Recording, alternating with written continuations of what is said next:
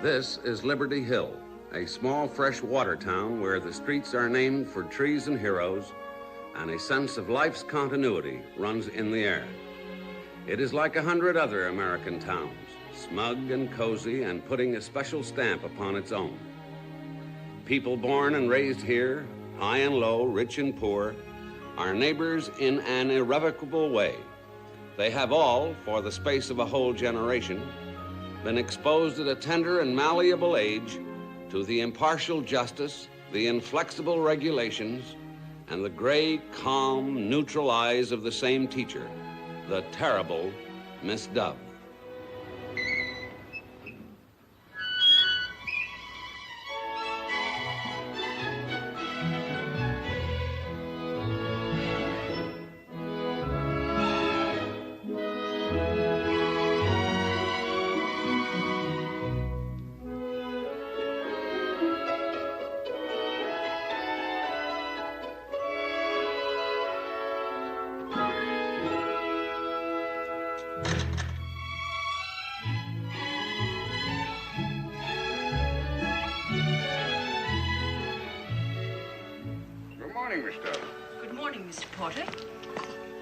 What is that you're using on your lilies? The sulfate of ammonia, best fertilizer on the market.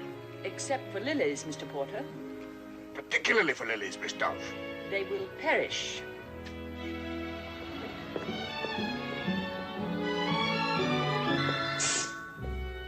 There she goes, Jinsey. 15 minutes past 8, right in the dot. I wish little Who's-It, the slowpoke, would copy Miss Dove and develop a sense of time. But who could stand the strain? Imagine burping a baby that in any way resembled the terrible Miss Dove.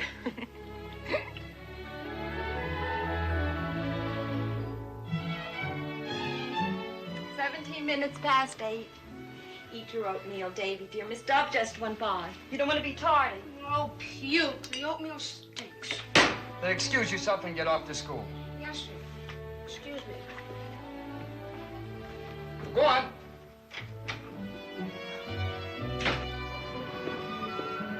Good morning, Miss Dove. Good morning, Mr. Levine. Our Maury is coming home today to pay us a visit. Naturally, he will want to see his old teacher.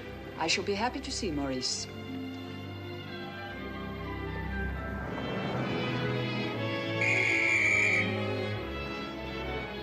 Good morning, Miss Dove. Good morning, William.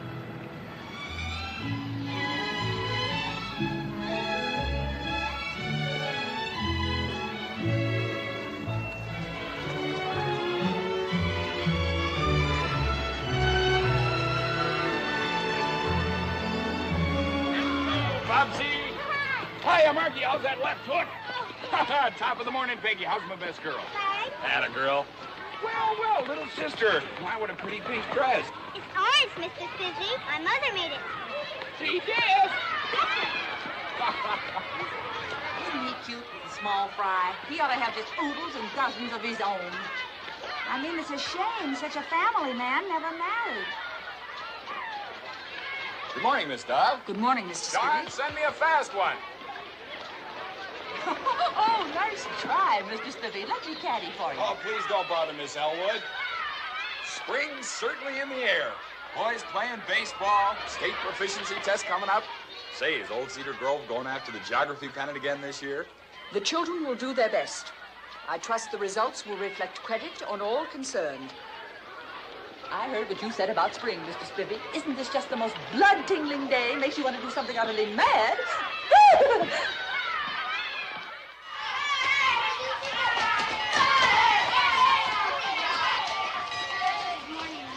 Good morning, Carrie. Good morning, Miss Dove. Good morning, Carrie.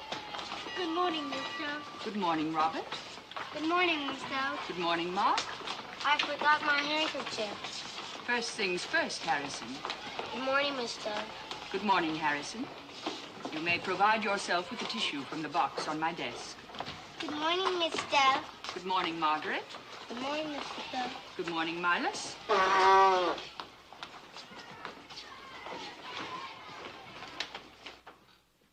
Attention, please.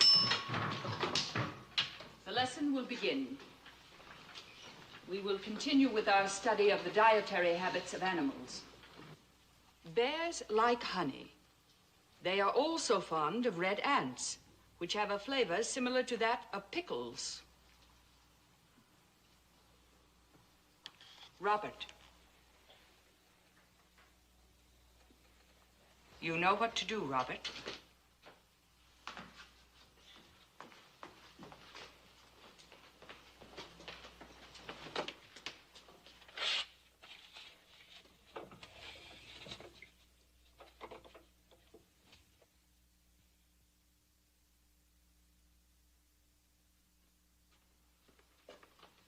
You may return to your desk, Robert.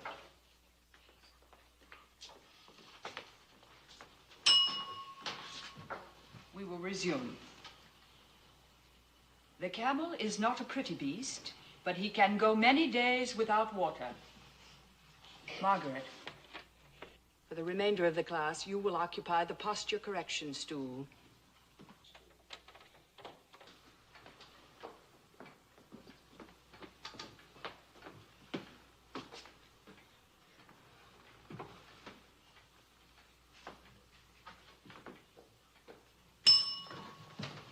We will resume.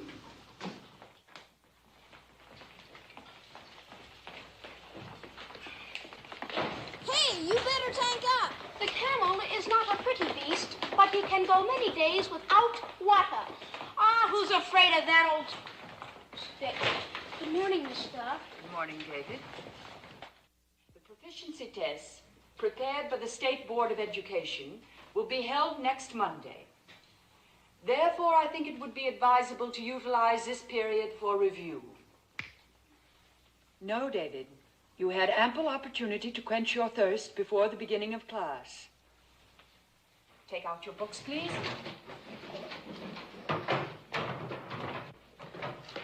I advise that you memorize the agricultural products of the Argentine pampas.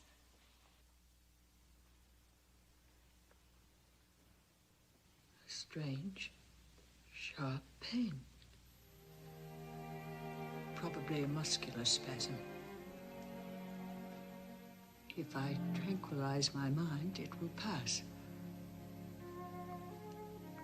I will think about the Alps, white, clean, rising above Lake Lucerne. Come back, Victoria. Hellfire and damnation. You will remain after class, David. Yes, Miss Dove.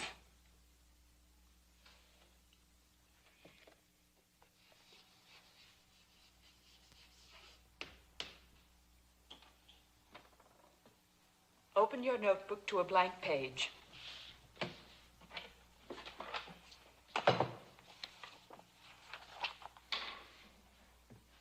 You will copy that sentence 20 times. You mean before lunch?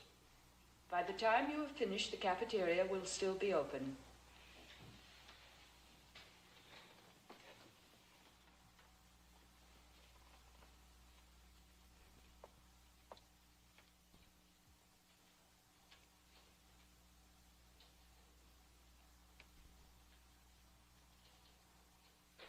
David? Yes, Miss Dove? Is your father likely to be home? But I'm doing the sentences, Miss Dove. Answer my question, David. Your father, does he come home for lunch? Yes, Miss Dove. Daddy's home. I am indisposed, David. I am ill. Will you go and tell your father? Ask him to call young Dr. Hurley. Mention this to no one. David, do not loiter. Run. I'll take the shortcut to the vacant lot, where the old bank used to be.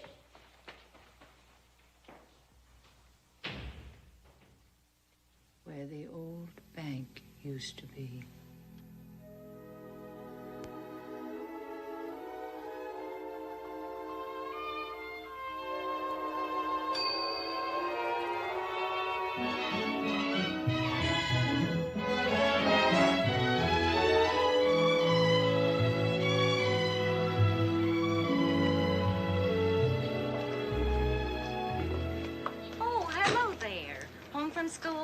afternoon, Mrs. Aldrich.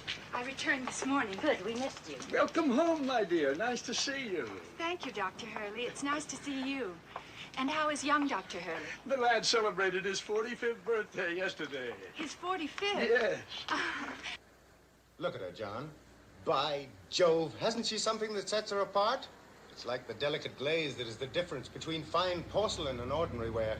Well, that Miss What's-her-name school on the Hudson should have given her something. It certainly costs enough. Not half as much as it cost your father to send you to Harrow and Oxford. But money has nothing to do with it. Quality can't be given nor purchased. That girl was born to do anything at all. Whatever she does become is certain to be remarkable. As a father, you could be prejudiced, but then you could also be right. Welcome home. Thank you, sir. It's pleasant to see you, Mr. Porter. The feeling is mutual. I hope Mrs. Porter is in good health. She is, and most anxious to see you. Told me to find out when you and your father can come to dinner. Of course, it doesn't have to be your father. I expect you met some dashing young men while you were away from Liberty Hill. Yes, I met one that I liked very much. What's that? You'd like him too, Papa. He's an archaeology major at Princeton. Tell me about it later. Right now, I have a surprise. In the mail this morning from my London dealer, after being on its trail for 8 years. That elusive edition of Marco Polo's Travels. Oh, I know how happy you are, but you haven't even opened it. So that I might share it with you tonight, after dinner. Then let's go home. Dinner can be early. May we give you a ride, Mr. Porter? Thank you, no. I still have some things to attend to. It's the first of the month. See you tomorrow, John. While you're about it, send a draft for the book. $200. If they'd only known, I was ready to go to 5.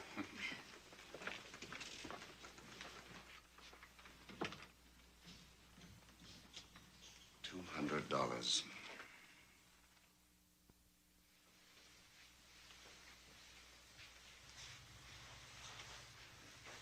From 13th century Venice to Old Cathay, what a time to have lived. Next year, I've made up my mind, we'll make a tour. The grandest of grand tours. I'll show you every corner of the world. Last summer, Mr. Pendleton rode a bicycle all through Greece. Mr. Pendleton? Who's Mr. Pendleton? Oh, Papa, you never listen. He's the young man from Princeton I told you about. Oh, yes, the archaeologist. His name is Wilfred Banning Pendleton III.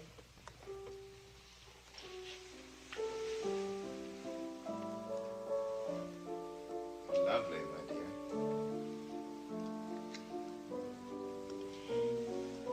Mr. Pendleton wrote me a letter. He asked leave to visit me this summer, here in Liberty Hill.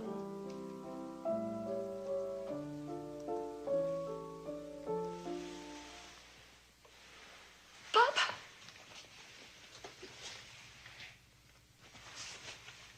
Henry! Henry! Call Dr. Hurley. Something's happened to my...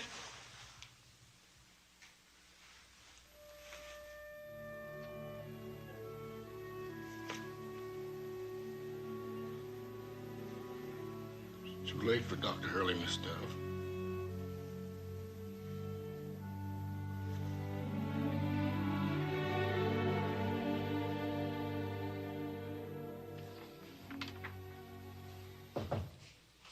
Yes? Miss Dove is here, sir. Have her come in, please. Thank you for coming. Won't you please sit down?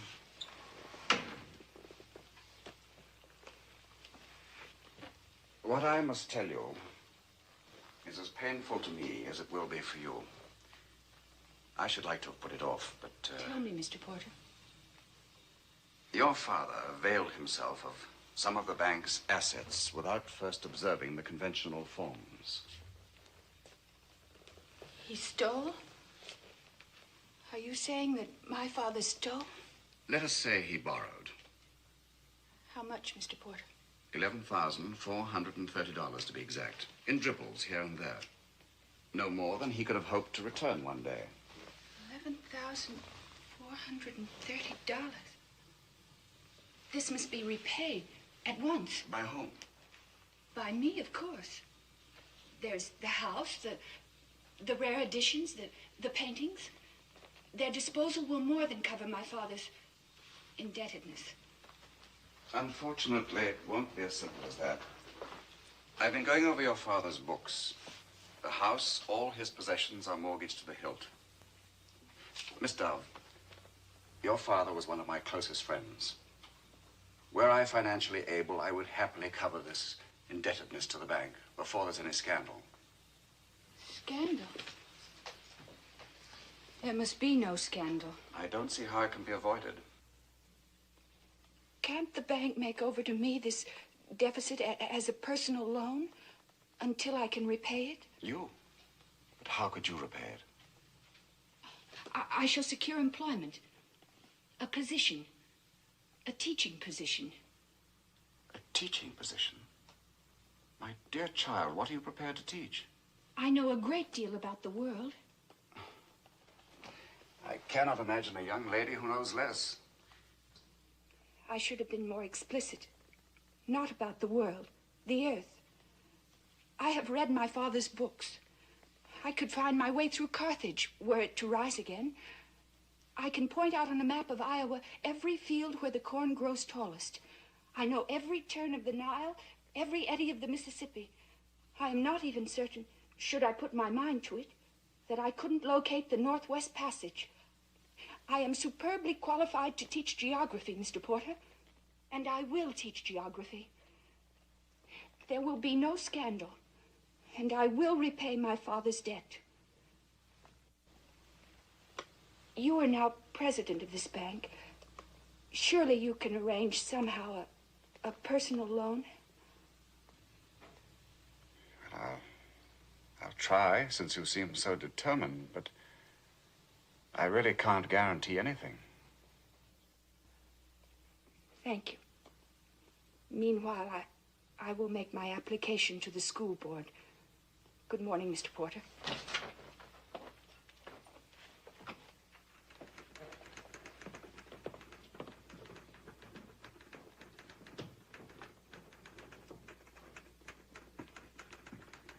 Is there anything you wish, Mr. Porter? Yes. Get me the superintendent of schools.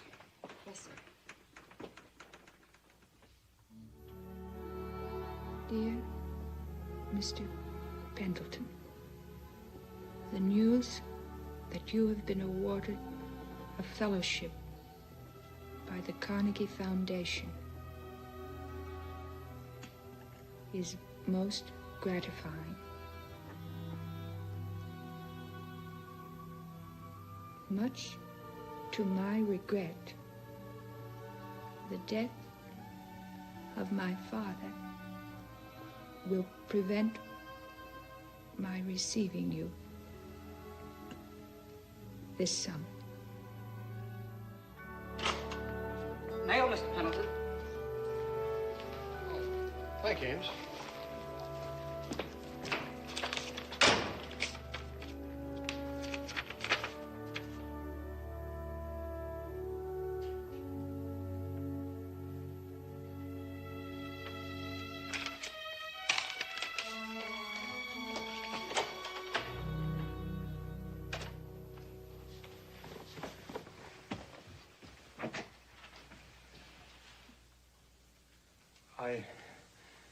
I took the liberty. I had to express my sympathy in person. Please come in, Mr. Pendleton.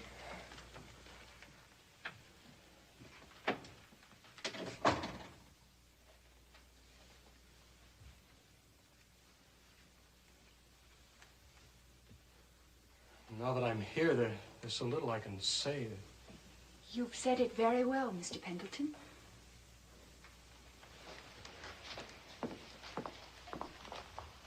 Please sit down.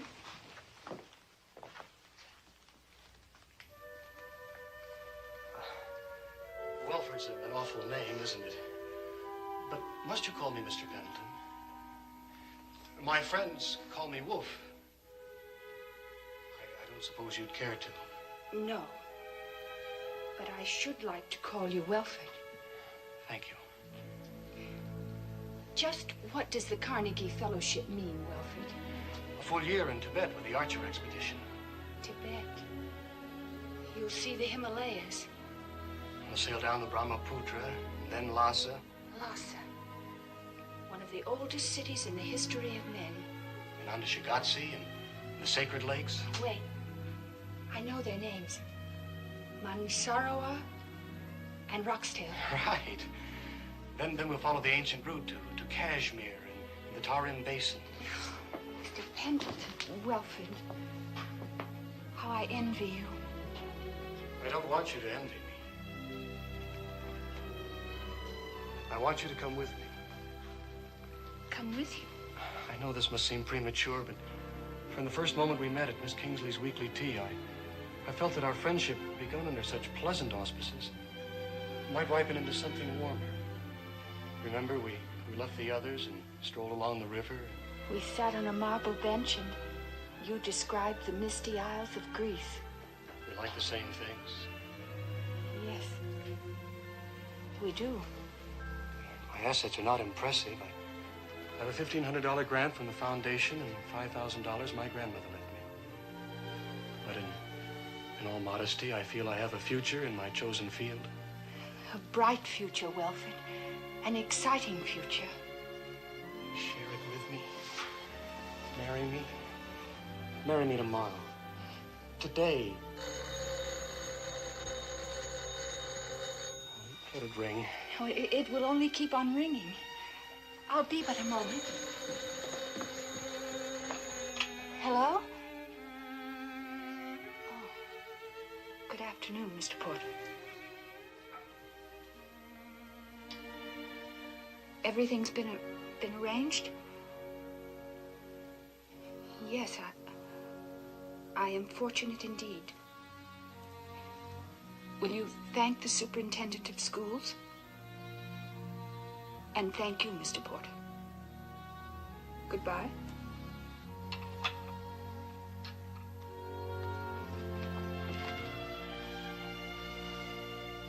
Well,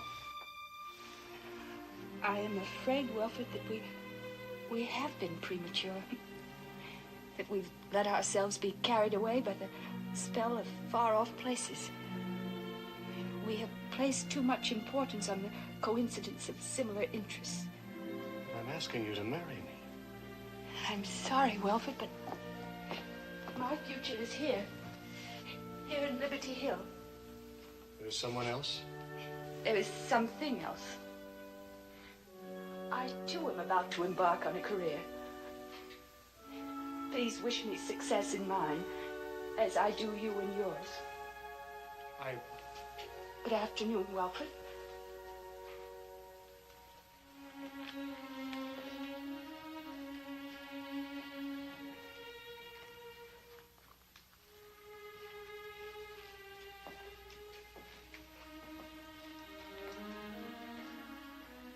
It was kind of you to come. I will always be honored by your proposal.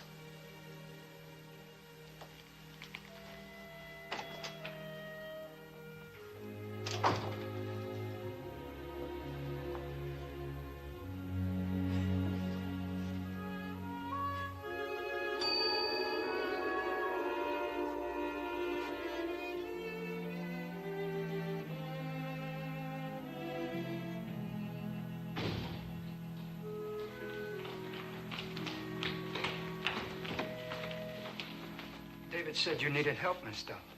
So I brought Tommy. I requested young Dr. Hurley, my personal physician. Well, David told us that, but Dr. Hurley is ill with a recurrence of his bronchitis. The immoderate use of tobacco, an enslaving habit when formed early in life. Anyhow, Dr. Hurley is temporarily out of circulation. I happened to be at Sandy's house picking up a bassinet when David came. Thomas has had excellent training, you know. I do know. It's only that... I see your point, Miss Dove.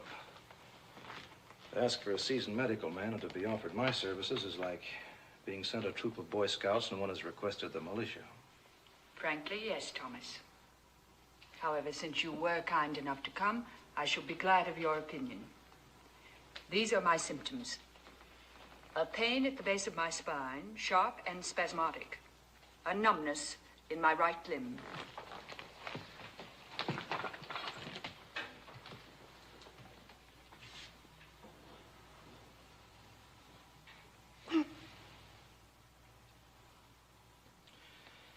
That's so?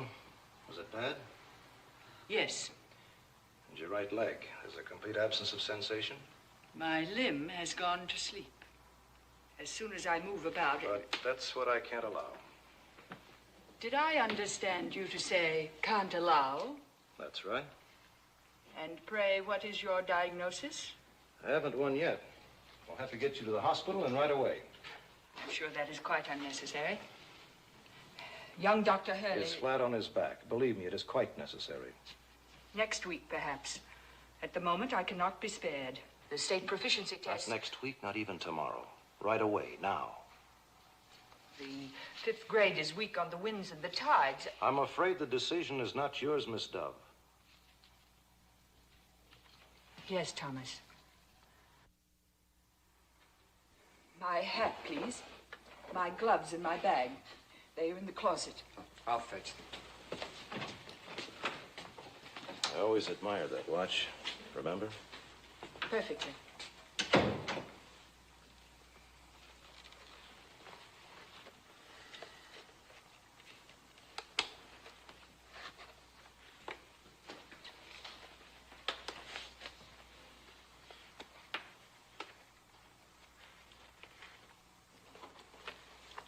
I await your convenience, gentlemen.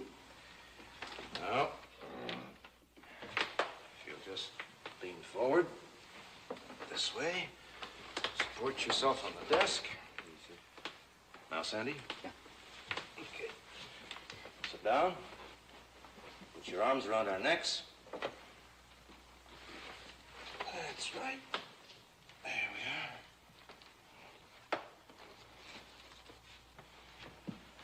You may go, David.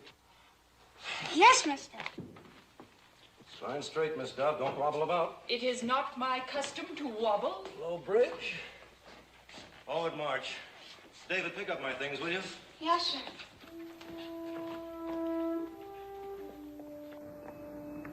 Watch your steps.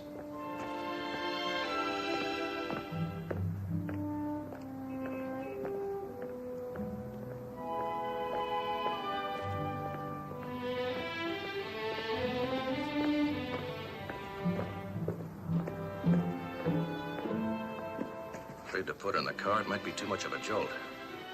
I'll have to carry her. Think you can make it? Well, if you can't, chum, after all, I'm only 3 months your senior. What about Miss Dove? She'll do, so long as she keeps her spine rigid. Being neither absent nor deaf, and in complete command of my faculties, I should prefer not to be discussed in the third person. Our apologies, Miss Dove.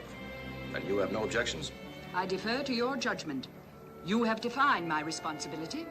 I shall keep my spine rigid. Good.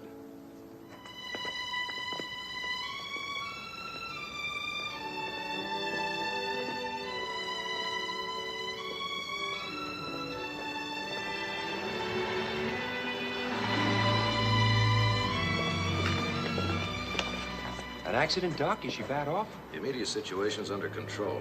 But scoot over to the hospital and tell them I want a private room. Say I'm not asking for it, I'm telling them. Yes, sir.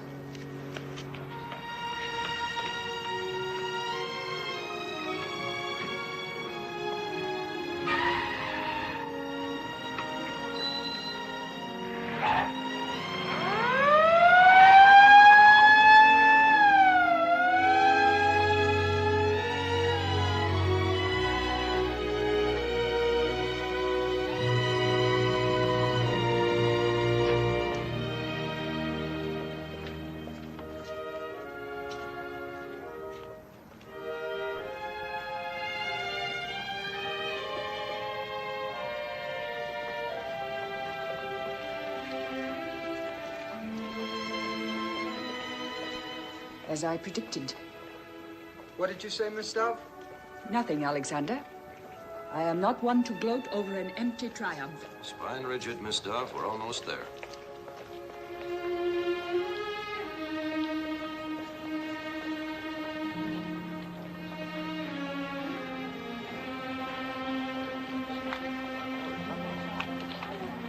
Let's go. Miss Dove will be all right.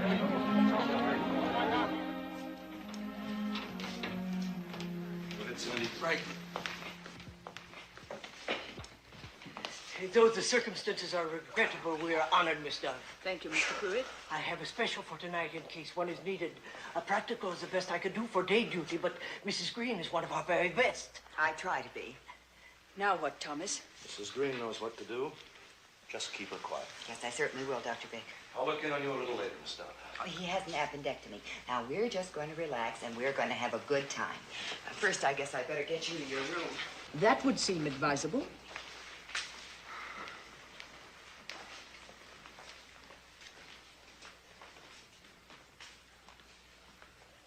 Now, we'll take off our clothes, and then we'll feel more comfy.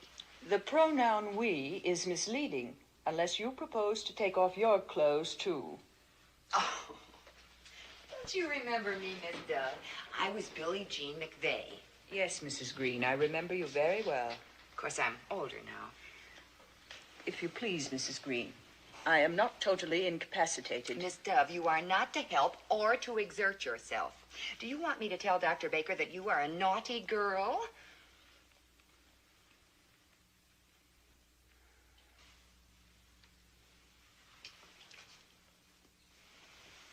Something for after the bath to keep our skin soft and sweet. Your skin, I mean. You know what I always think of when I put this on my patients? No, Mrs. Green. The little can of talcum you gave me for Christmas in the 3rd grade. The 2nd grade. Girls in the 3rd grade received thimbles. Mine had a picture of lilacs on it. I was some proud. And when you gave it to me, you said something I never forgot. You said, this is to use after you wash your neck. I intended no reflection upon you, Mrs. Green. That is what I say to all the little girls. Oh, I didn't take it personal, but I certainly took it to heart. It's what I tell my baby, my little Ava. She's going on 5. She's just crazy about my Mary Snow's country garden. But I tell her every time she begs for it, I say, first you wash yourself good. Well... Yes, that's exactly what I tell her. What is my temperature? Oh, that's confidential. Besides, even if I told you, you wouldn't know what it meant. It's in centigrade or something. It is neither in centigrade nor in something. It is Fahrenheit. Well, hey, gee, thanks. I better remember that. As to my question, it was indiscreet. Oh, no, not indiscreet a bit. All patients are snoopy. But, well, you know, rules. Yes, Mrs. Green, I know rules. Well, now, I'll just stop yakking so you maybe can take a nice little nap.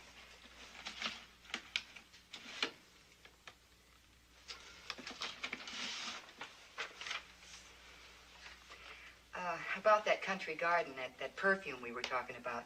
A gentleman friend that I was going steady with up to a month ago, he gave it to me. He said it smelled real refined. I was very happy in his company. It seemed to be mutual, but, well, it came to a dead end. I've been a widow now for 5 lonely years, as you no doubt have heard. I do not recall. You remember when I went way out west to Detroit to work in a factory? Well, out there I met Mr. Green. He passed away shortly after. So when I said that about being older, you see what I mean. But your life must be full. You have your work and your child. Yeah. You know Bill Holloway. Officer Holloway, I suppose I should refer to him. William was one of my pupils. Well, I just thought you might like to know how he's got you up on a pedestal. He says you're his idea of real genteel. I value William Holloway's opinion. Funny how he should have ended up the type he is. Why do you say that? Oh, I was just thinking about how he started out, being raised by the old grandmother. Now, you know what she was, and living in that leaky shack down by the gas works. William Holloway started out with a gift rarer than mathematical genius or perfect pitch. A child in whom the ethical instinct was as innate as the function of breathing. Oh, brother. If anyone should ever tell him that, you could drive a truck right between his ears. There would be no point in apprising William. He knows what he is. He always knew.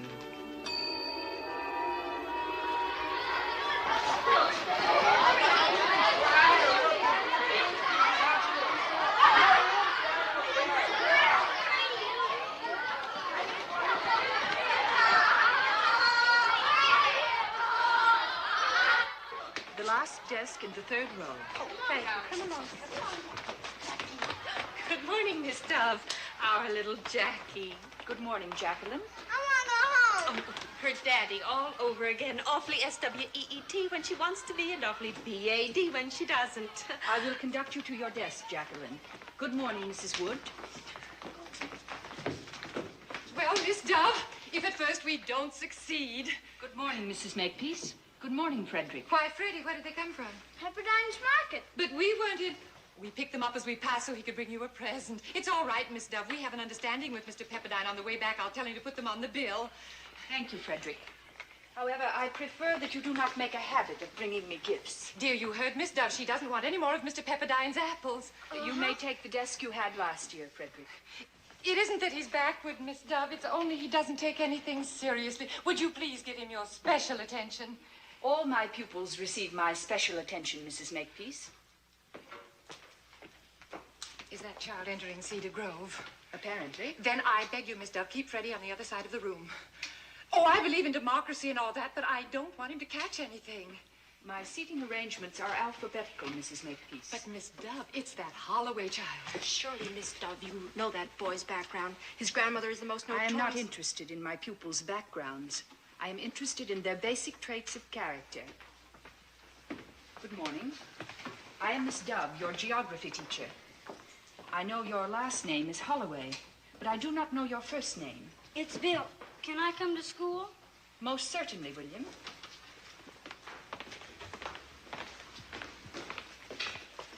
This is your desk.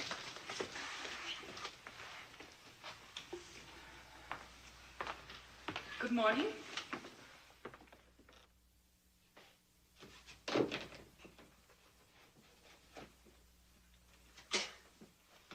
Ain't that coffee done, Billy? I'm getting it for you now, Grandma. It'll be a cold day when Kelly's cheap joint sees me again, let me tell you. Insulting me in public. Taking away my credit just because I owe him a few lousy bucks. And then threatening to call the cops just because I give him a piece of my mind. I bet you could hear me in the next county. Where'd you get that from? The 5 and 10, Miss Schultz gave me a dime to go to the store. Ain't she got a nerve? Considering her and me don't speak. Goodbye, Grandma. I gotta go now. Where you rushing to? Now, if you can run errands for old lady Schultz, who's got 2 fat legs of her own, you can do a nice little job for your grandmother. No, I'll be late. Now, don't you stir a step. You just take them beer bottles in the yard and dump them. All right. This is the day that nosy dame from the Relief comes snooping around.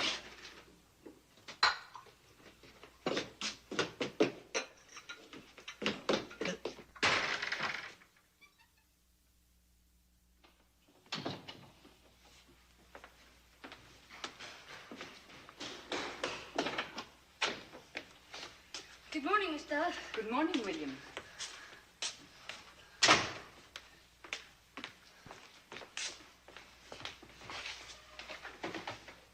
Attention, please.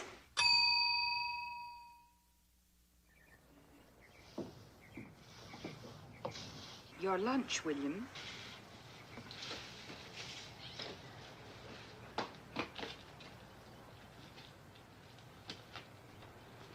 Thank you, Miss Dove.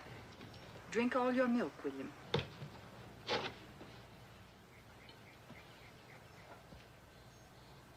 Your work is most satisfactory. William Holloway. Your certificate of graduation and an additional honor, the good attendance medal. This young man has a record unique in the annals of Cedar Grove. He has not been absent a single day in his 6 years of elementary schooling.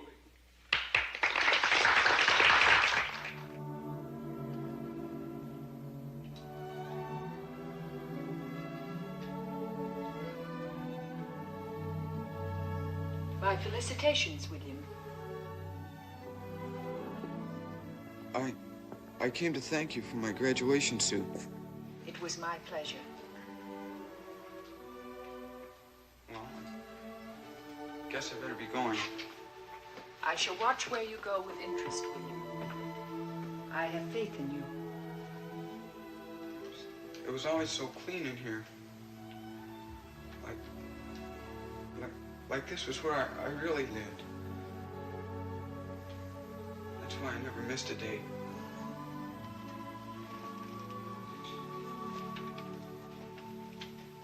Goodbye, Miss Dove. Goodbye, William.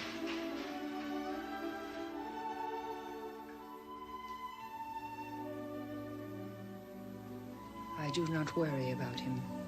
He will find his way.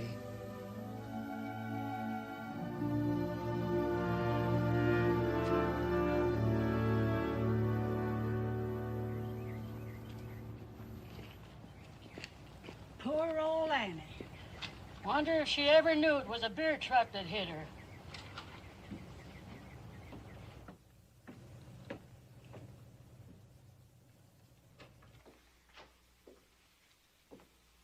William, may I offer my expressions of sympathy? Thank you, Miss Dove.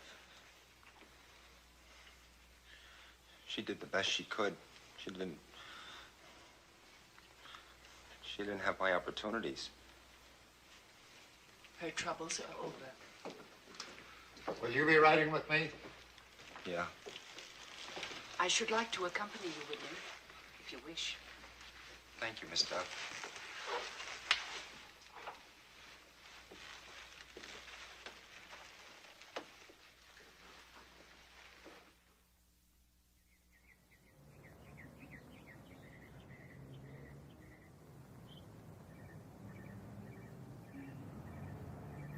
William Holloway, private, first class.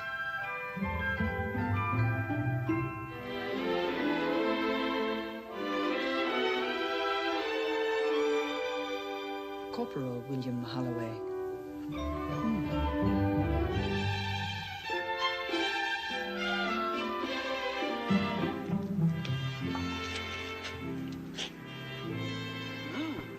Sergeant William Holloway.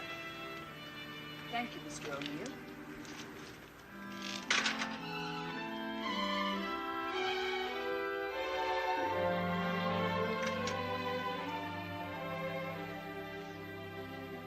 These sure are,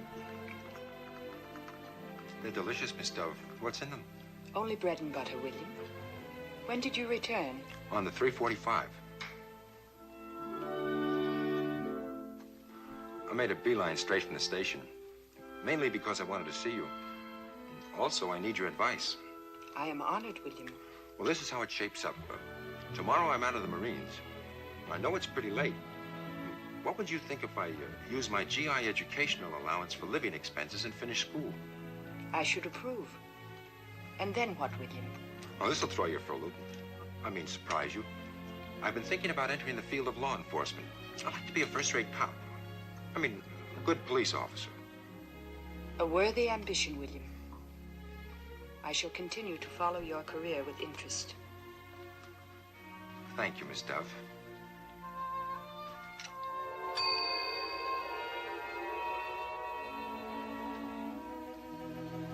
Miss Dove. Miss Dove? Here's Dr. Temple, Miss Dove. I'm Dr. Baker's house officer. You may report to Dr. Baker that I am presently comfortable, thank you. Excellent. That makes my task just that much easier.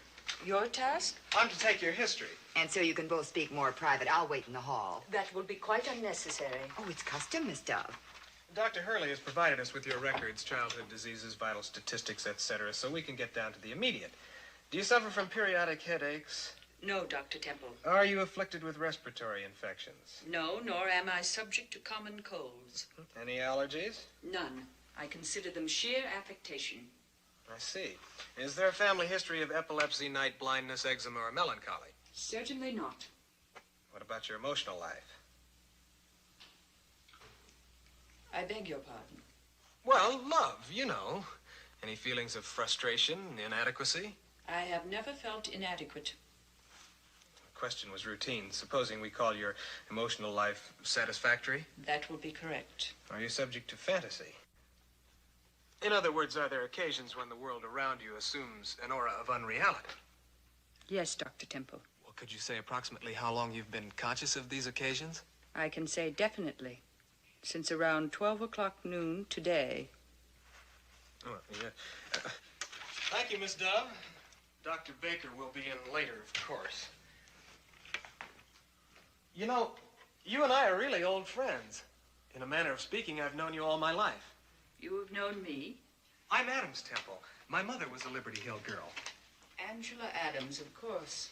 I should have known. Well, it's been a long time. Mother's family moved to Maine when she was 14, but she remembers you. I remember her. She, too, had an inquiring mind. Yeah, she still has. As a matter of fact, it's her proudest boast that she's the only kid at Cedar Grove who ever asked you a question you couldn't answer. Indeed. As she tells it, it was way back in the 1st or 2nd grade. You were reading from a book about the dietary habits of animals. And it said that bears liked honey and were also very fond of red ants, which have a flavor similar to that of pickles. And Mother asked you how the man who wrote the book knew how ants tasted. Did he eat an ant to find out, or did a bear tell him? I recall the incident. I'm writing Mother tonight. She'll get a wallop out of this. I dare say. And I'll be looking in on you, and if there's anything at all I can do, I just buzz. One moment, Dr. Temple. You want Dr. Temple for something? Yes, for the courtesy of asking him a few questions. For all his volubility, he told me nothing of my physical condition. Well, he couldn't. He's not in charge. You're Dr. Baker's private patient. Then what is it? What is it Dr. Baker suspects? He'll tell you what you need to know. I see no occasion for mystery. Don't try to see. Let us do the thinking. You and Thomas Baker and Angela Adams' son will think for me? Well, sure. We're experienced. Oh, look. Your first flowers. Bill Holloway, Officer Holloway, left it at the desk. It is very beautiful. Good afternoon, Virginia. I didn't know you'd been admitted. I haven't. I came to see you. How are you, Miss Dove? Quite comfortable, Virginia. And you? Wonderful, except the suspense is killing me. If nothing definite has happened by the end of the week, Dr. Tillett's promised to give nature a nudge. Right now, he suggests I keep walking. I better had. Tommy knew I was here, he'd have a fit. Well, I just came up to wish you good luck. And good luck to you, Virginia. Thank you. I'm keeping my fingers crossed for both of us. Goodbye, Billie Jean. I know you'll take good care of her. Oh, I sure will. You know, I used to think she was the snootiest, dumbest brat in Liberty Hill. She's really a good kid. In marriage and maternity, Virginia has found her vocation, achieved her destiny. A year ago, I was not quite so hopeful. Here on Cedar Grove to thee, we pledge our love and loyalty,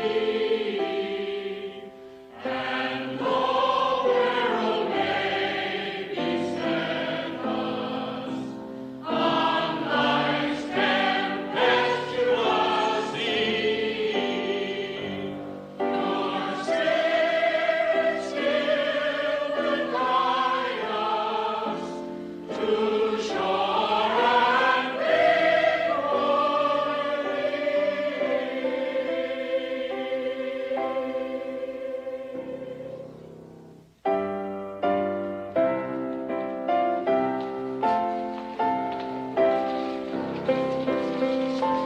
Seems only yesterday since we marched down that aisle. You too, Jency, didn't it?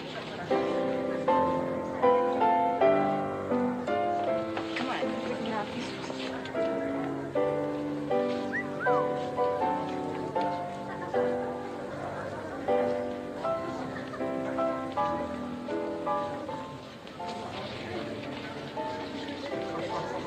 Final inning, eh, Miss Dove? Let's not be downhearted. There's always another season. Another crop of fresh little rookies coming up to bat.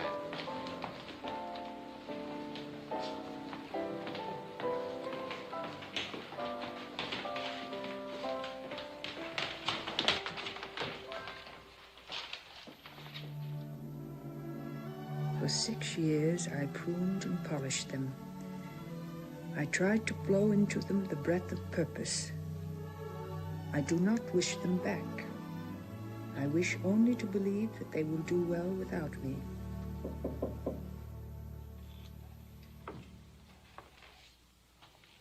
Good morning, Miss Dove. Good morning, Virginia. This was my place. You may sit there now, Virginia. The room is different. Empty. Like life. Is that the same map? Is China still orange? It is a new map. China is purple. Cartographically, of course. I like the old map. I like the old world. I felt secure in this room. I felt that if I obeyed the law and sneezed in my handkerchief and raised my hand for permission to speak and kept my margins neat, that was my oyster. That nothing could go wrong. Well, at first it worked out all right. Even flunking out of the university seemed like fate. I won that talent contest and got a job in New York, singing television commercials. Oh, Miss Dove, tell me what to do. Do your duty. What is your duty when your world is ended? You are 19, I believe. Well, what difference does that make? To understand, you've got to know how it was. I met him at the Stork Club when I'd only been in New York a week. He spoke to the waiter in French, and he wore a cummerbund. Oh, he was everything that the papers said he was when we announced our engagement. Yale, a yacht, and the scion of a prominent family. The word is scion. The C is silent. Yes, well, he looked just like what he was. Most scions don't. Every night it was the Stork Club and the El Morocco and Colony and 21. Champagne and the kind of steaks that the waiter has to slice. Did you ever drink champagne, Miss Dove? No. It tastes just like cider, only the effect is different. I dare say. The compliments that he paid to my hair and my eyes and my figure. Honestly, I'm almost embarrassed to repeat, but... Reticence, Virginia, is a sine qua non of gentility. Well, anyhow, I came home to Liberty Hill to prepare for my wedding. I wanted to be married here so all my friends could come. I was modeling my wedding dress when someone turned on the radio. And then everything went black.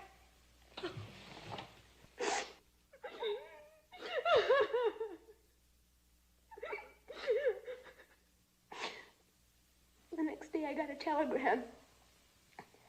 It said, "Gorgeous, only you can understand." Could you? No, I still can't. Can you? Certainly. Have you a handkerchief, Virginia?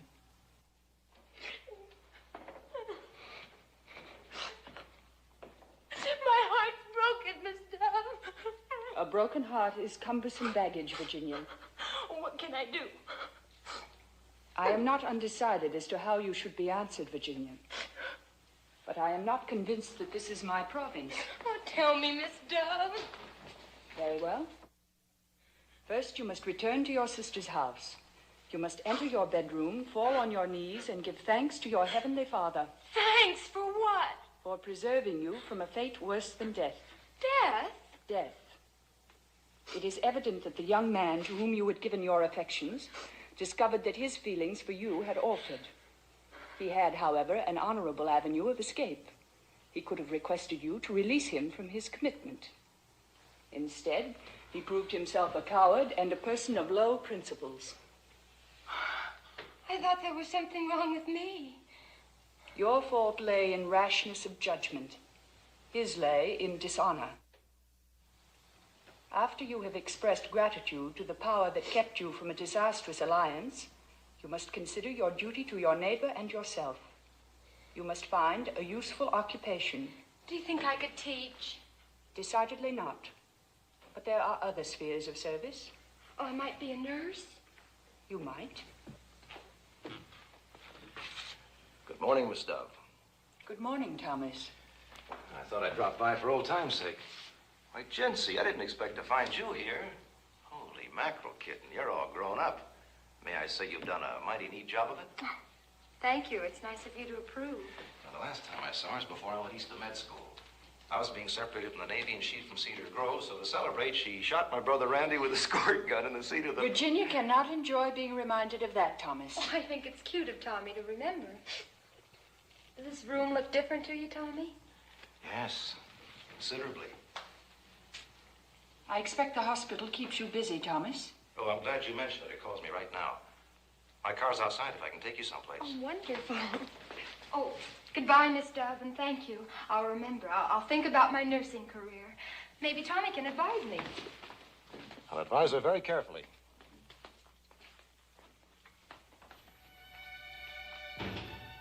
I am 54. I won't have to retire until 67. If they don't tarry, and from all indications I don't expect they will, I could take their first child straight through to graduation. That child will meet me.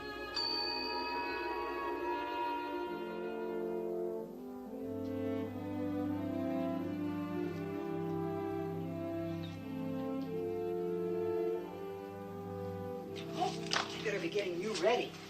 For what, Mrs. Green? Don't you remember? For night duty, you got a special order. Those dames like nothing better than to throw their weight around as far as us practicals are concerned. The least little thing and they squawk downstairs. No, a small town's not my cup of tea. But I have a sister living here, and I was between positions and needed a rest. I only took your case as a favor to the superintendent. I'm interested in the theory of nursing. In my extensive training, I feel I'm wasted on the daily routine of the bedside.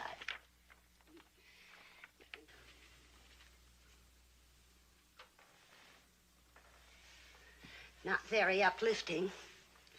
But you were napping when Mrs. Green left, and she thought when you woke up you might want something to read. Everybody to his own taste. Can you think of a 8-letter word meaning a rare but endearing quality? I can. Humility. Let's see. H-U. You're 100% right. She always is. The latest for operating wear, easy on the eyes. Well, did you think I'd forgotten you? No, Thomas. We just dropped by to see that you were being well treated. Any complaints? I am not pleased with this wall of secrecy. I should like to ask a few questions concerning my health. Certainly, but I'm not sure I can answer them. What do you surmise? I don't surmise. Tomorrow we'll do extensive tests. By Wednesday, I should be able to speak with some degree of conviction. Until then, Miss Dove, I shall expect you to assume the virtue of docility. Yes, Thomas.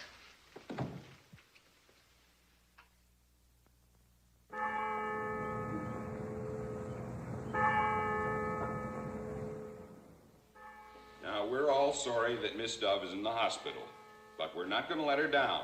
We're going to go right on with our geography work. I will take her place. Now, we're all members of the same team, and our quarterback has been injured in scrimmage, and I'm going to go in and sub for her. Now, I'll call the same plays she would call. Now, of course, I don't know these plays as well as you do, so when I'm offsides, I want you to let me know, okay? Okay! And we're all in there pitching together? Yeah!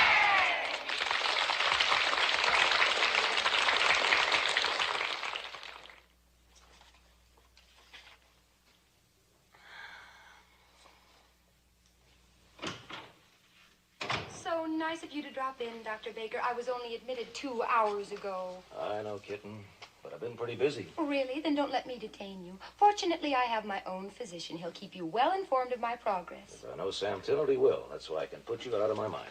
Why, Tommy Baker, of all the callous, inhuman, heartless, have you forgotten that I'm in this hospital to have a baby? Your baby, our first baby. No, I haven't forgotten. I've been thinking about it all morning. I'm the happiest, luckiest guy in the world.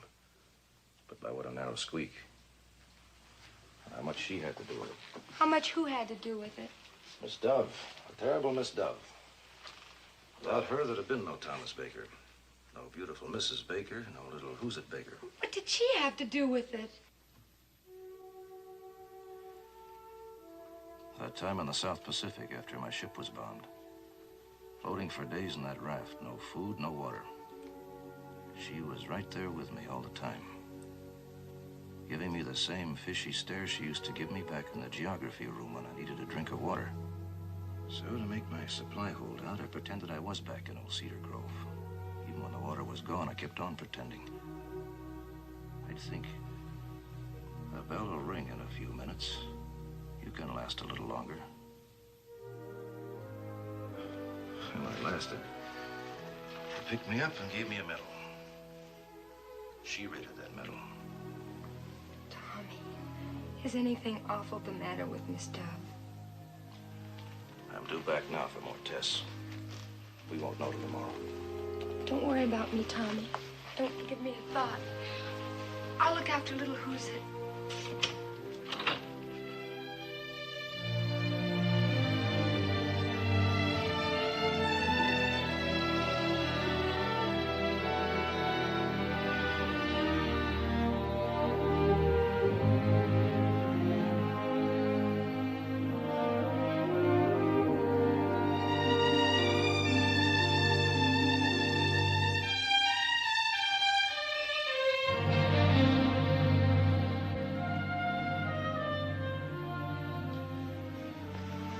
Tomorrow we'll talk.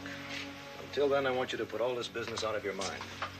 Thomas. Now, we mustn't worry about tomorrow. We must do like Dr. Baker says.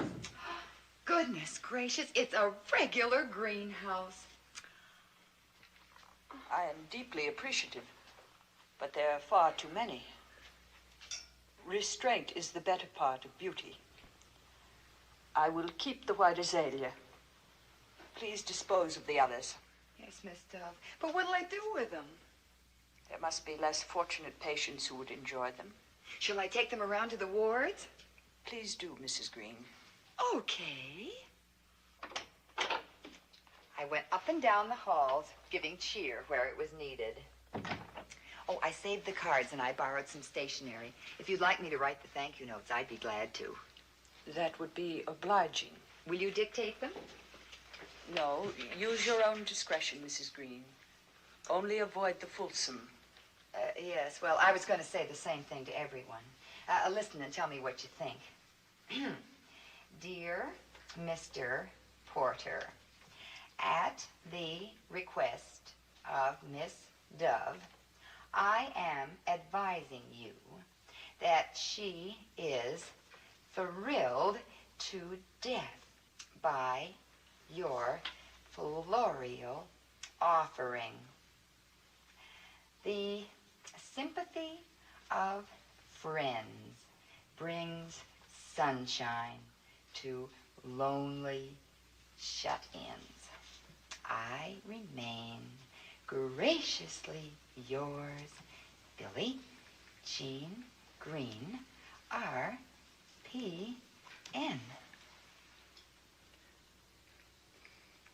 What does RPN stand for? Registered practical nurse. I made that up. But how's the letter?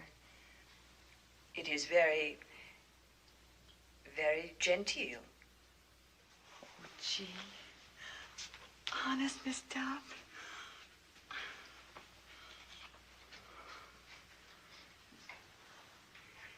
You know, Miss Dove, I'm not really Mrs. Green. I took the name for little Ava's sake. I was way out there in Detroit. Virtue knows no frontiers. I was on a night shift. Got me all mixed up. I'd never been anywhere before, and you remember, Miss Dove, how I wasn't very mature. I do. All the fellas wanted to take me out. I guess it went to my head. There was this one fella. I didn't know he was married. He was wonderful to me. Anyhow, before I knew it... There is no need to elaborate. Oh, he was so good-looking and big, and I was so homesick. You know how it is. I do not know how it is, but I know that right is right and wrong is wrong.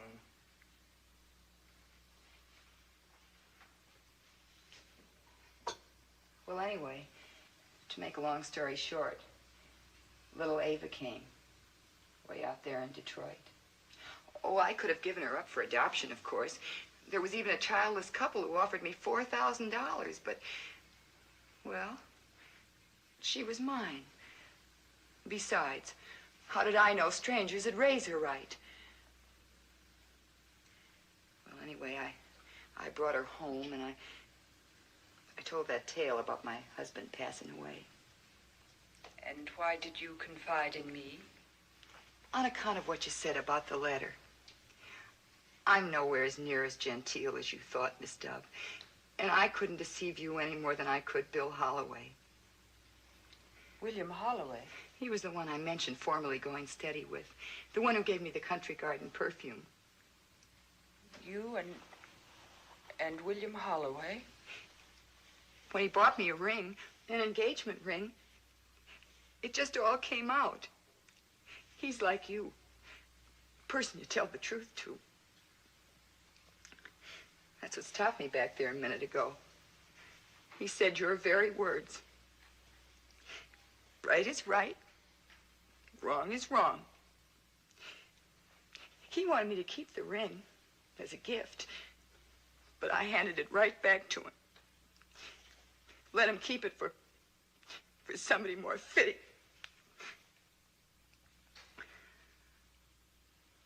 Well, knock me for a loop I won't ever recover from. But I guess I'm one of those that have to learn the hard way.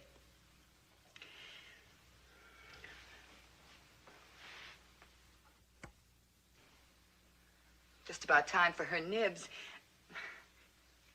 You're special, I meant to say.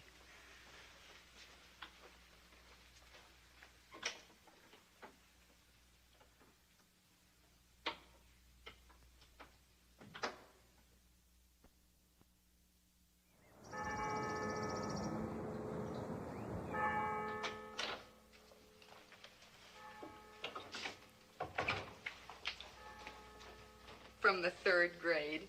It's Cedar Grove. The work is laudably neat. You may place it on the dresser. Isn't it sweet? When do you think we may expect Dr. Baker? Now, we're not to worry. Remember, no news is good news. Maybe that's him now. Miss Dove's room, Mrs. Green speaking. Who? I will inquire. 2 out-of-town visitors would like to pay their respects. One telephoned to ask permission. The other is waiting in the lobby. Who are they? Well, they're not birds of a feather, as the saying goes. One is Mr. Maurice Levine, the famous New York stage play writer. The other is Fred Makepeace. I suppose you know where he resides. They are my former pupils. I shall be glad to see them both. Miss Dove will see them. Both. What?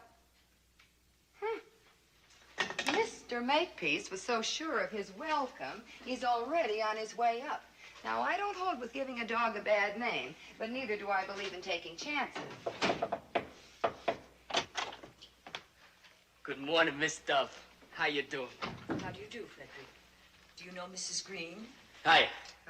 You may be seated, Frederick. I'm not over the hill on the lam or anything like that.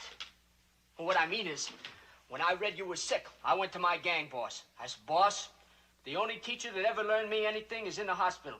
I want the day off to go visit her. And he gave you leave? The green light, just like that. Why, sure, Fred, he says, I know I can trust you. I am gratified to hear that. Maurice Levine, Miss Dove expects me. Come right in, Mr. Levine. How are you, doll? Miss Dove? Quite comfortable, Maurice. These are for you. How very thoughtful. Thank you. Recall the face, Rab? Fred Makepeace.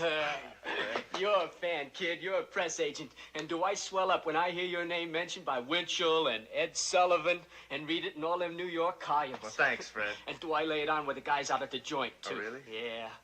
You made it, kid. And when I hear some commie jerk belittling this country, I say to him, just look up my pal Rab Levine and ask him if he doesn't think the good old USA is still a land of opportunity. The best, no doubt about it, Fred. But I also found the terrible Miss Dove.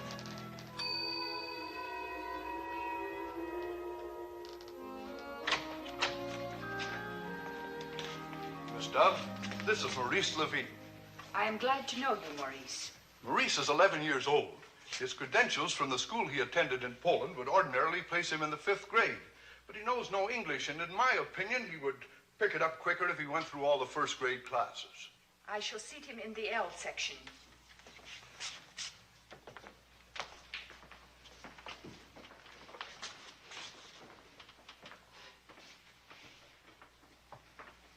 Thank you, Miss Dove.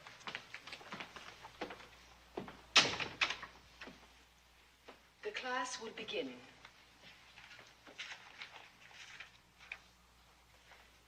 The tiger belongs to the cat family.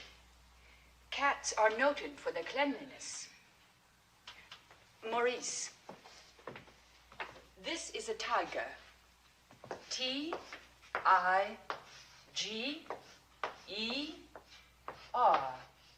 Jo, wir haben gerade einen Tiger in Wasser vergolten. Hat geheißen Sultan. Es geben sie ihr Stolz und Schein und sie Schreck auf den Fell. Aber einmal habe ich gesehen, wer hat gewaschen sein Korn. Punkt wie meine Mamas alte Katz. Thank you, Maurice. I am sure that was most interesting and informative. When Maurice knows our language as well as his own, we will ask him to repeat it. Old Mrs. Rabbit was a widow. She earned her living by knitting rabbit wool mittens. She also sold herbs and rosemary tea and rabbit tobacco, which we call lavender. When no one was looking, she would also smoke a rabbit cigar. I have no recollection of Mrs. Rabbit indulging in any such vice. Is that on the page you are reading? No, Miss Dove, but it seemed funny to me if she did. You will adhere to the text. Continue, Maurice. Yes, Miss Dove. She had 4 children, Flopsy, Mopsy, Cottontail, and Peter. Here comes that new kid. Sicky Wizzicky Boo! Sicky Wizzicky Boo! Come on, gang! Fred! Tommy! What's the matter, Tommy? Why don't you let him alone? He didn't do nothing. Oh, come on, Tommy. It's just for the ducks. Sicky Wizzicky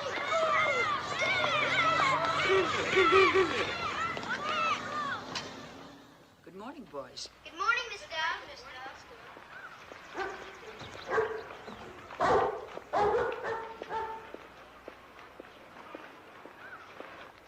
Good morning, Maurice. Good morning, Miss Dove. I am slightly encumbered this morning, Maurice. Would you mind carrying my books?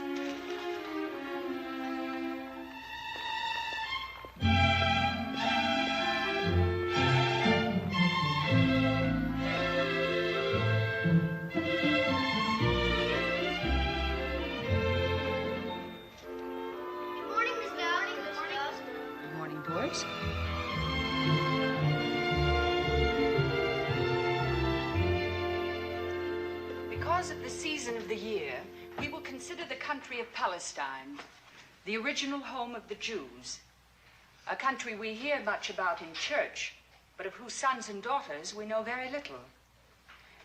To study a people and their customs is valuable, but to know a people and their customs is a privilege seldom attained without the luxury of travel.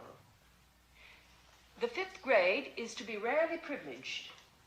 I have your parents' permission to take you to a traditional Jewish feast. Mr. and Mrs. Levine have graciously invited you. We're going to Rab Levine's house? We are going to the home of Maurice's parents. And may I ask, Alexander, why you refer to Maurice as Rab? We all call him that. It's short for Rabbi. Maurice has progressed during the few months he has been here, but not to that extent. Rabbi means teacher. It was so that Jesus was addressed by the multitudes. This sure is a swell party. Pig, he ate 17 of those little, they're like dumplings, only better. The matzo balls. I bring more. Much, much more. For me, too. For you, too. A most successful evening. I feel much has been accomplished.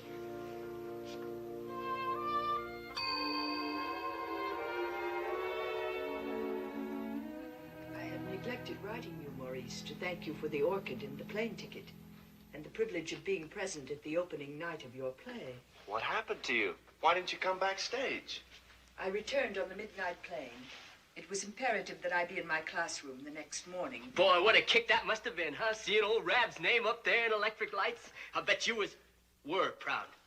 As Maurice's former teacher, I was gratified by his worldly success. Ouch. Then you didn't think too much of my play. I am not a critic, Maurice. But with more than 300,000 words at your disposal in any unabridged dictionary, it did not seem necessary for you to permit your characters the use of expressions that were frequently inelegant, often profane, and, unless I misinterpreted their meaning, occasionally improper. Thank you, Miss Dove. Next time I'll try to be more meticulous. Discriminating. Yes, Miss Dove. Well, what gives with you these days, Fred? I guess you don't get the courier no more. I'm on the roads. Acting or selling? Mostly digging with a pickaxe. Well, you seem fit and happy. It must agree with you. Well, sure. Plenty of exercise, good plain food, 12 hours sleep each night. Frederick Makepeace is paying his debt to society. Oh, I see. No big caper, Rab. I just got in a jam and had to pass a little paper to tide me over, which would have been nothing if I hadn't borrowed this convertible from a parking lot and happened to wreck it. Well, life can be rugged. Not too. The judge would have let me off with a fine and an SS. A suspended sentence. But I didn't know where to look for the dough, and probation never really sent me. It makes me nervous. Yeah, I can imagine. Sure, it ties you down. You can't make plans. So I decided to do the stretch. I only got 6 months left. Well, how come you're on the loose? Well, Frederick was paroled for the day on his own recognizance. Oh, well, fine. Then you're free for lunch. As a bird? Well, it'll be old home week. Sandy Vernon and I, we're meeting at the club. The club? Huh? Oh, am I living?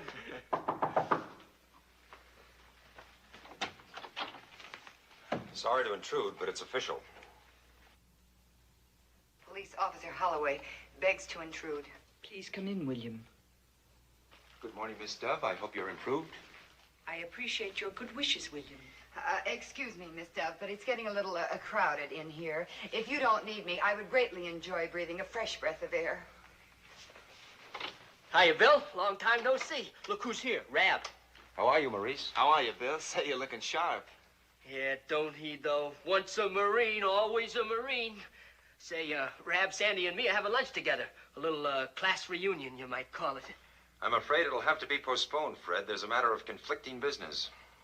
Is it urgent, William? Yeah, well, why don't you join us? You cops eat too, don't you? A most practical suggestion, William. Later you can discuss your business with Fred as you drive him back to his present habitation. You mean you think that's a good idea, Miss Dove? I do, William. It will eliminate Frederick's having to seek other means of transportation. Yes, Miss Dove. As usual, right on the beam, Miss Dove. Would you go for a steak? With lobster on the side.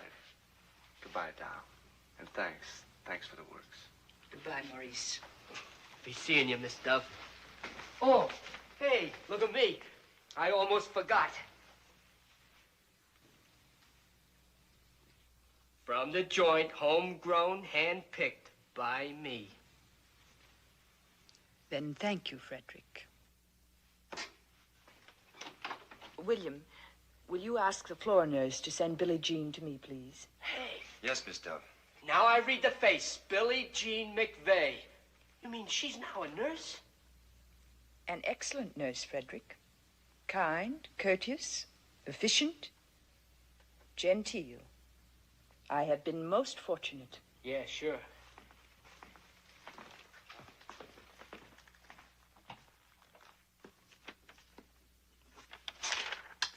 Oh, gee, it's late. Dr. Baker will be here in a few minutes. I want things to look pretty fine. Now, I'll just go out and get us some nice, cold, fresh water.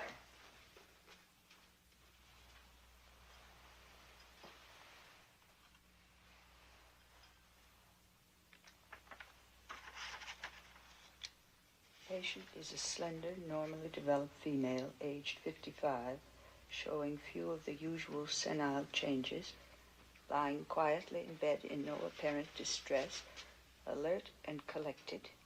I'm surprised. I trusted you. I am guilty but unrepentant. What I read has restored my sense of personal identity.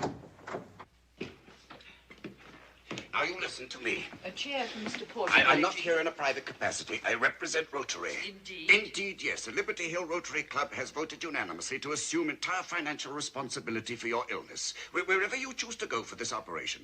Mayo's, the Johns Hopkins, the Leahy Clinic, Rotary is behind you. And if I decline this kind offer? And who are you to decline it? Who gave you this right to walk the world with a haughty spirit, frightening little children, turning men to stone? My dear sir, if you wish my attention, you must employ a civil tone. I am not to be bullied. Bullied? You talk of bullying. She's always been a stiff-necked termagant. Do you think my pride hasn't suffered? Seeing the daughter of my best friend practically penniless? Working for her bread? Wearing outlandish clothes? A civil tone, if you please, Mr. Porter. You have forgotten yourself. I have forgotten nothing. I haven't forgotten that I made you a very civil offer once. 15 years ago, to be exact. I've been a widower for a year, rich but lonely. Even then, she was an old maid. Lonely, too, but far from rich. The offer was generous, but nonetheless ridiculous. I shall ignore that final insult. Because it cannot blot out the memory that once, consciously or unconsciously, you did something that placed me in the untenable position of being forever in your debt.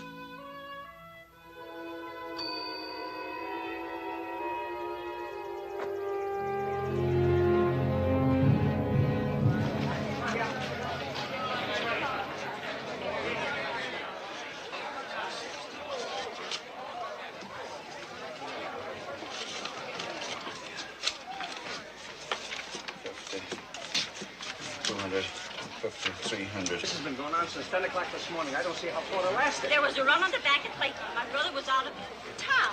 Oh, and he lost his last dollar. Like a fool, I put it in only yesterday. Hey, look at that. He must have run out of cash. I told you something like this would happen. Excuse me, please. I wish to make a deposit. Ed, Excuse we've me, been please. friends. If I can just hold out until tomorrow. Friends, nothing. I'm withdrawing every penny. To be exact, $6,572. Since your transaction will undoubtedly take a little time, Mr. Prouty, and mine will be brief, I'm certain you will extend me this small courtesy. Are you nuts? I've been here since 1... Thank you, sir. Good afternoon, Mr. Porter. Good afternoon. A pleasant day for February. Yes. Miss Dove. A distinct touch of spring in the air. Miss Dove.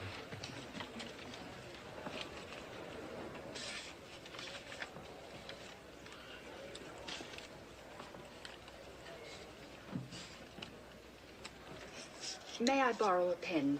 Mine has gone dry. Of course. Thank you.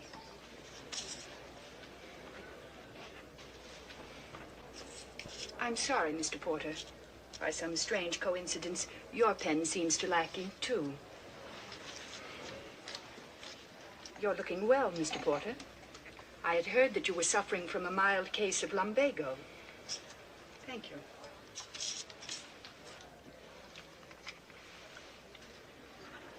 It's been a bad month for the colds. So much unseasonable weather might account for it. For deposit to my account, Mr. Porter, the entire amount, $98.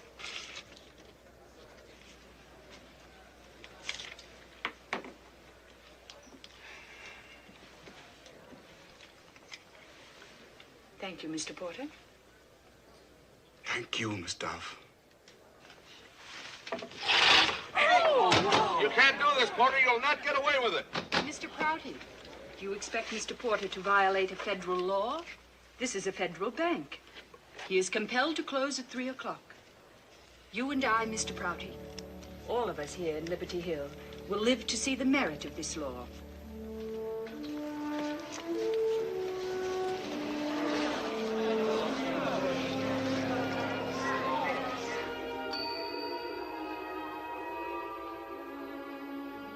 I am sure your Rotarians intended me no offense, but I am not an object of charity.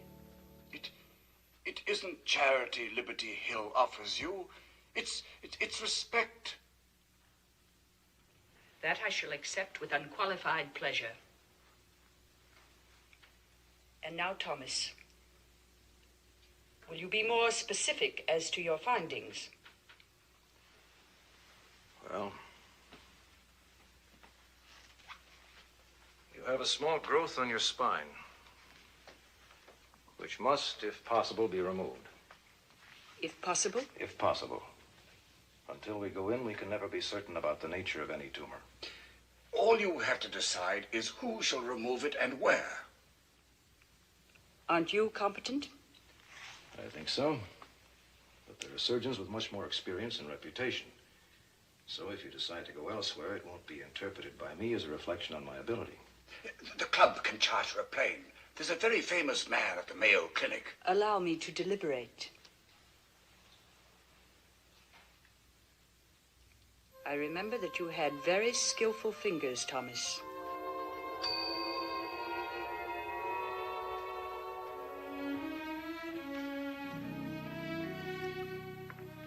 You have very skillful fingers. Do you think you can put it back exactly as it was, Thomas? Yes, Miss Dove. I did it once before. Then do it again. Yes, Miss Dove.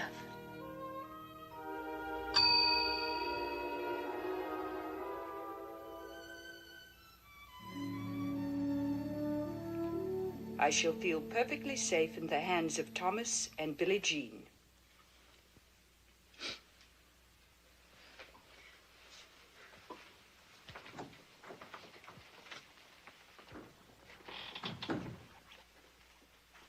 Now that the air is clear of emotion, we can resume our discussion. What do you propose? Let it be done tomorrow. As you used to tell us that... I know what I used to tell you. What is the procedure? This is what will happen. This evening at 8, you'll swallow a capsule. You'll sleep soundly. So soundly that the next morning when you're given a hypodermic, you may not even know. Certainly you won't care or shouldn't. You'll be taken to the operating room and put under general anesthesia. Because of the position of the tumor, the operation may be lengthy. In that event, the anesthetic will be prolonged, and so might its after effects. It may be well into Friday before you finally awake. Where? What? Where will I awake? I don't know, Miss Dove.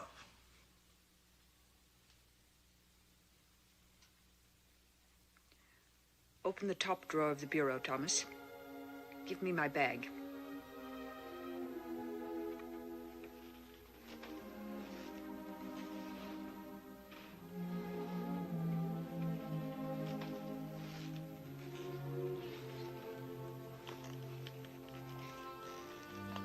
My father's watch. No, Miss Dove. I should like you to take it now, Thomas. It is bequeathed to you in my will. If on Friday I awaken here, you may return it temporarily to my custody.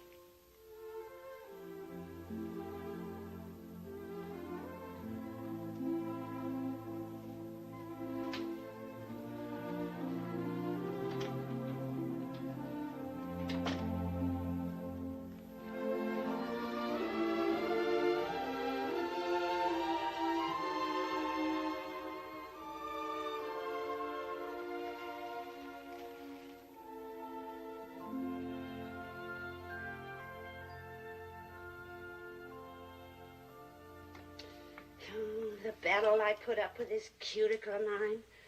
You have the same trouble? I have always considered the care of the nails exclusively a boudoir function, and certainly not a very stimulating topic of conversation. I beg your pardon. I'm not supposed to be up, but I simply had to know how you were feeling.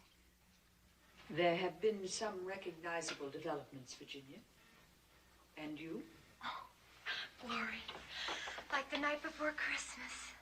This time tomorrow, we'll know what it looks like, if it's a boy or a girl.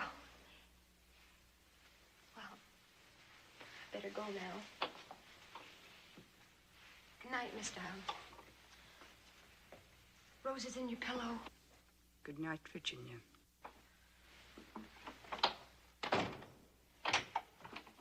Hello, Miss Dove. Dr. Temple, would you be writing to your mother tonight? Why, yes. Yes. Then will you kindly inform her that red ants have a flavor not similar, but exactly like sour pickles? They do? Did a bear tell you? No, Dr. Temple. I ascertained the fact for myself more than 30 years ago. You did? How? I ate one. Well, good for you. I won't wait to write, Mother. I'll send her a wire.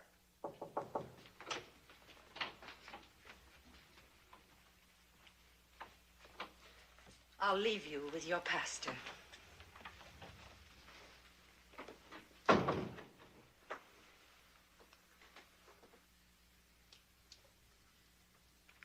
Thomas told you? Yes. I do not wish to die. Life, whatever others may think, has been for me. I have been happy. I know. Thomas is not very hopeful, is he?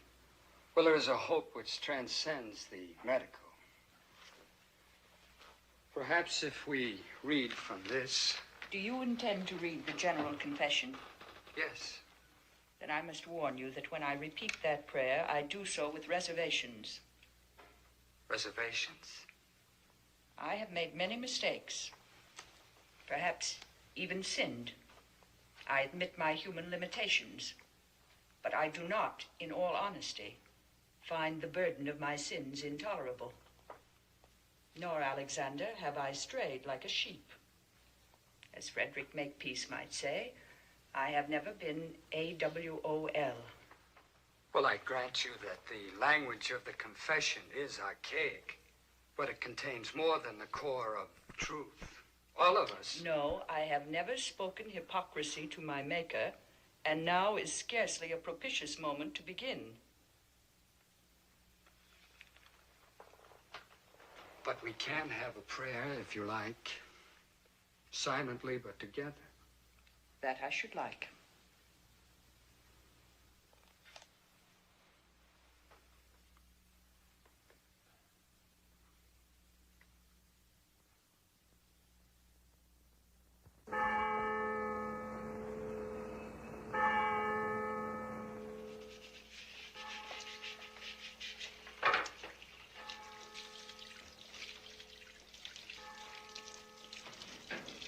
The parson and the copper in the lobby.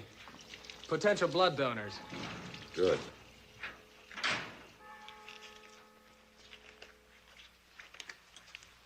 Okay.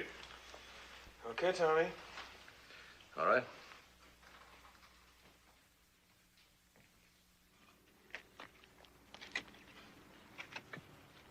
Hey, you got the time, pal?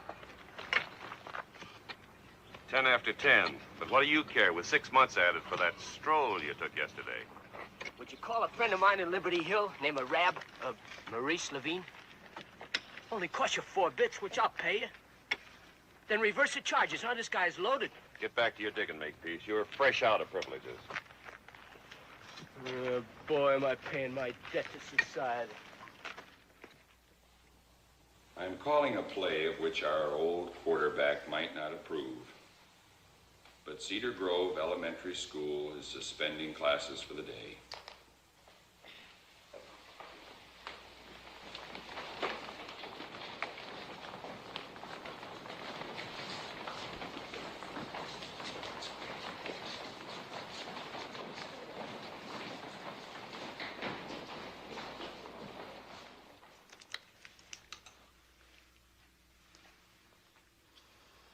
It's more extensive than I thought. Have Holloway and Burnham stand by. She'll need blood, and plenty of it. Yes, Doctor.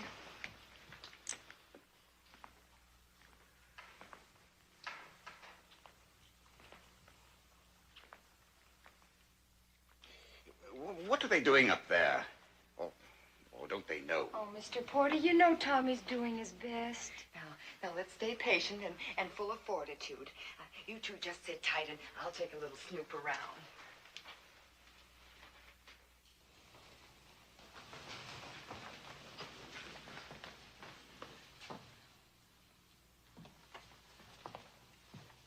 How's it going, Miss Rice? Dr. Baker sent a frozen section to the laboratory. The report hasn't come back yet. She's had one transfusion. There'll be more. Do you think there's a chance? The nurse has permitted no opinions, Mrs. Green.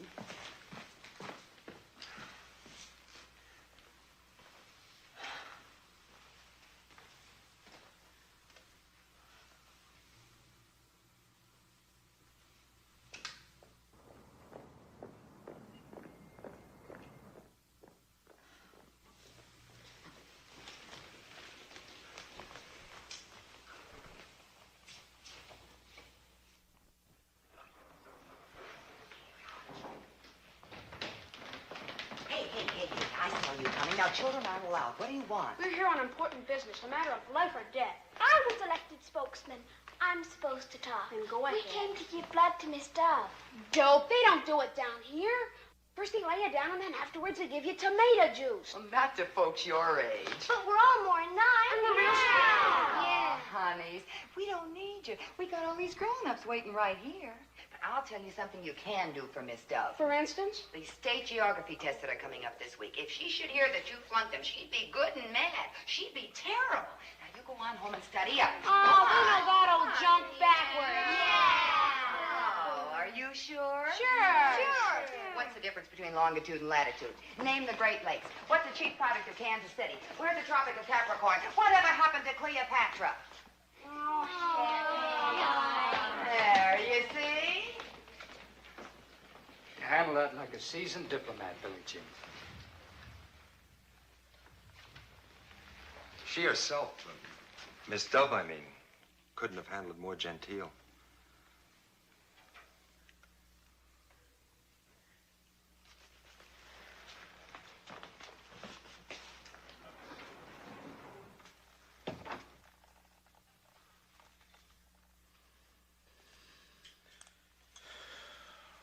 That's it.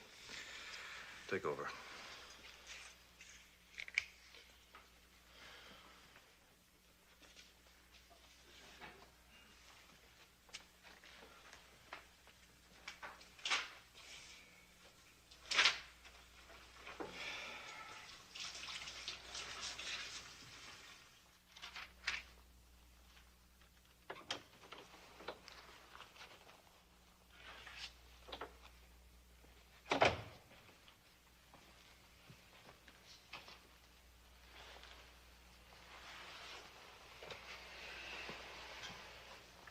Tommy, how did it go?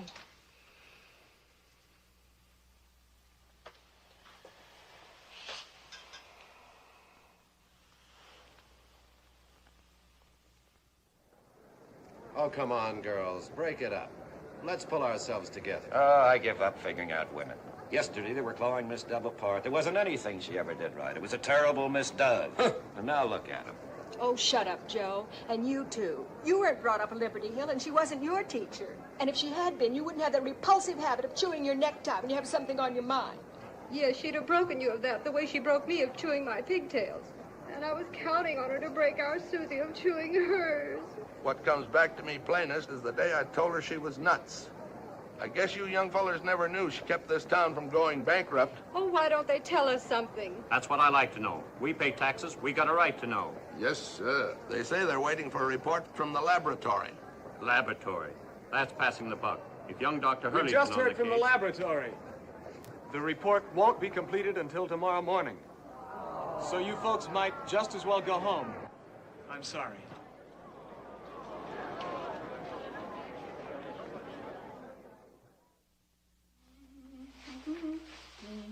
Oh, cut it out, will you, Bert? Things are spooky enough around here tonight. No calls, no fights, no wrecks, no dogs barking, no nothing. And you're no eye-opener, neither. You don't even know her. Sure I know, Miss Dove. I've been here more than 2 years, ain't I? I'll be sorry to see the old girl kick off, but if you ask me, I don't think she cares much. She couldn't have had much of a life. Never married, no family, no kids, never went nowhere. Why, they tell me she's never been more than a couple 100 miles from this burg since the day she was born. That's right. But she's been places you and I never heard of. She's been more times around the world than you can count. Not much of a life, huh? No family, no kids. No kids. Boy, you're really off your rocker. Kids, she has 1,000 of them.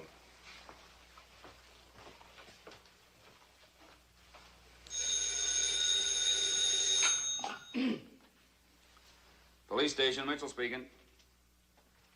Oh, hello, Warden. Fred Makepeace. On the loose again? And you think maybe he's heading for Liberty Hill, huh? Yeah, sure thing, Warden. We'll be on the lookout for him. Right. Good night. I wonder what's the big attraction in this burg for a petty thief like Makepeace? Well, I tell you, I don't know.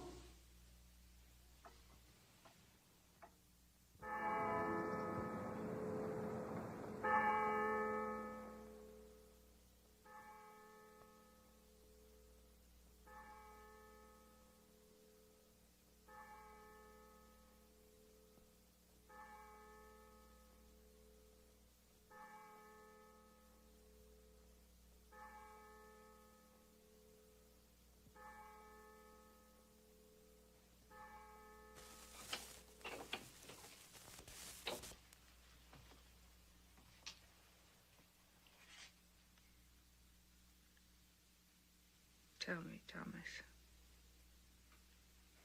Tell me, without wasting a word.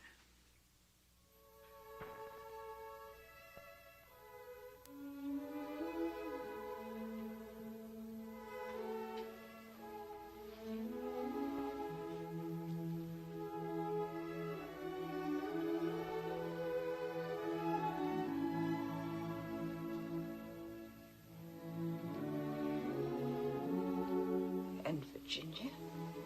Twin boys. Felicitations, Thomas. Already they look like they're full of beans. You'll have your hands full, Miss Dove.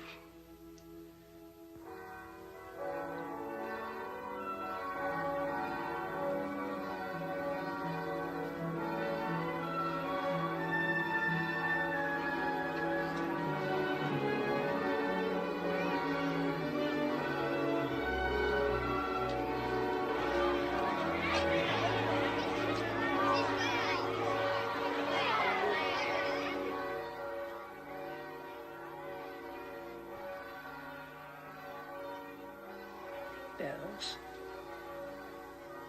Why are they ringing? Is it Sunday? Friday, Miss Dove. But a big day for Liberty Hill. Dr. Temple just gave the town the news. The news? That you're going to be all right. Gosh, that crowd's been waiting out there since the crack of dawn. There are people in the streets? And more coming. Everybody and his uncle. I never saw anything like it, except maybe in the movies when a queen or some big shot takes a bow from a balcony.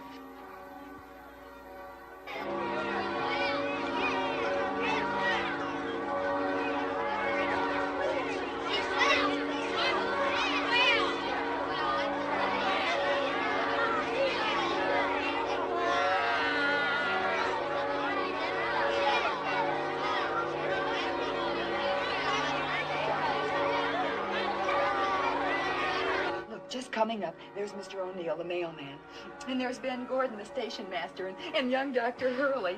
Oh, and there's Ed and Pete from the service station, and good night, standing there, big as life, Fred Makepeace.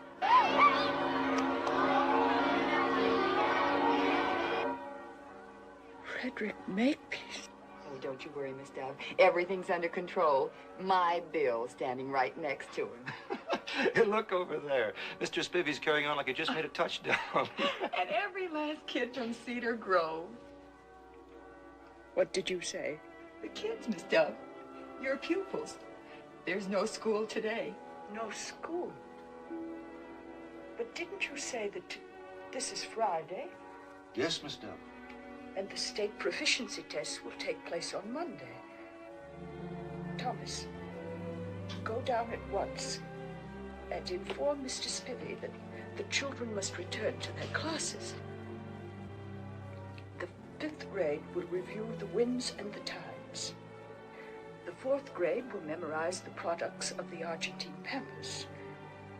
The 6th grade will study the orographic control of rainfall. At once, Thomas.